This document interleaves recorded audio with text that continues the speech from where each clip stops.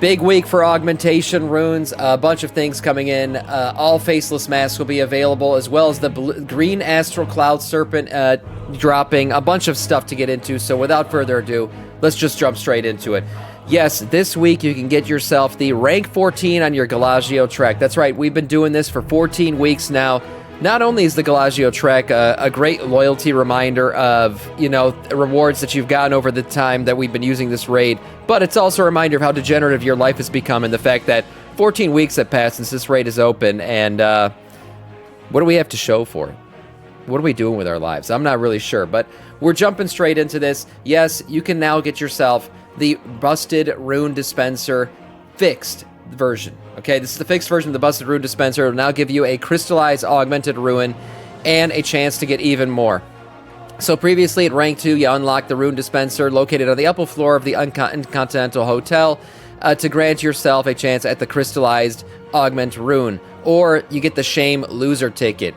With this week's buff, the machine is mostly fixed, guaranteeing 1 augment rune and a chance to receive up to 2 more if the hotwired machine doesn't explode.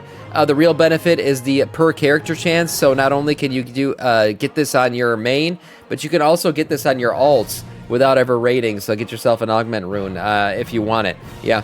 Also, no catch-up mechanics for your puzzling cartel chips. That's right, if you haven't been playing the game, you are now behind. Yes. FOMO is real, guys. If you missed out on the puzzling cartel chip quests over the last 2 weeks, it is now confirmed there are no catch-up mechanics for this. So make sure you're doing this every week to get your cartel chips. Next week's reset will mark the second chance we have at getting an item. The first one was the first week this thing was available. You got 3 cartel chips to start. We got 1 last week, we're getting 1 this week, and we're getting our 3rd to be able to purchase our 2nd item next week. So keep up with this. Make sure you're doing this quest on a weekly basis, turning it in, getting yourself your cartel chips to purchase some of your best in slot items. Yeah, there are usually catch-up mechanics. I know, but it looks like Blizzard's putting their foot down on this one. No catch-up mechanics.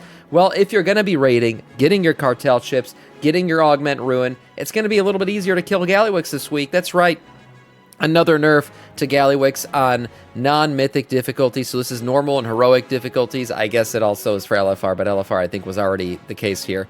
Basically now, the soaks only require 1 person, where previously you had those canister soaks that required at least 3 people in each one, or they would blow up the raid. That is no longer the case. Now it only requires, for the fused canisters and the TikTok canisters, just 1 person to be standing in the soaks for the raid not to explode. So a nice little nerf there, a little bit easier to get this thing done. Moving on to the corruption mechanics and everything else going down with Horrific Visions this week. Orgrimmar is now open. You can finally get all of your masks as well as your enhanced enchant for your helm, right? So getting the bigger version of the enchant, the best in slot enchant for your helm right now, is now available thanks to the Orgrimmar version of this Horrific Visions. Previously, you couldn't do Orgrimmar, so you couldn't get the finish the quest for the enchanted corruption. Now you can. Basically go in, do Orgrimmar a couple times. If you perfectly clear Orgrimmar every single time, you got to do it 4 times to get 8 Black Bloods. If you don't, full clear is going to take a couple more runs. Once you've gotten 8 Black Bloods, you can use 1,000 of your displaced corrupted mementos to buy the greater version of your helm enchant, giving yourself your best enchant for this, and basically completing Horrific Visions. Unless you're still chasing some mounts or something like that, there's no longer a player power attached reason to complete Horrific Visions, especially if your item level is anything decent at this point. So get in there, do some Orgrimmar runs, and finish that out. All faceless masks, as I mentioned, are now available because Orgrimmar is now open. That means you can get the final 3 that were not available previously because you were only able to do Stormwind. We have the faceless mask of the Burning Bridge, which will all you got to do is complete a full run through the Valley of Wisdom objective in your Horrific Vision of Orgrimmar. You can get the Faceless Mask of the Daredevil, which is completing the Valley of Horror with 1 mask on at the time.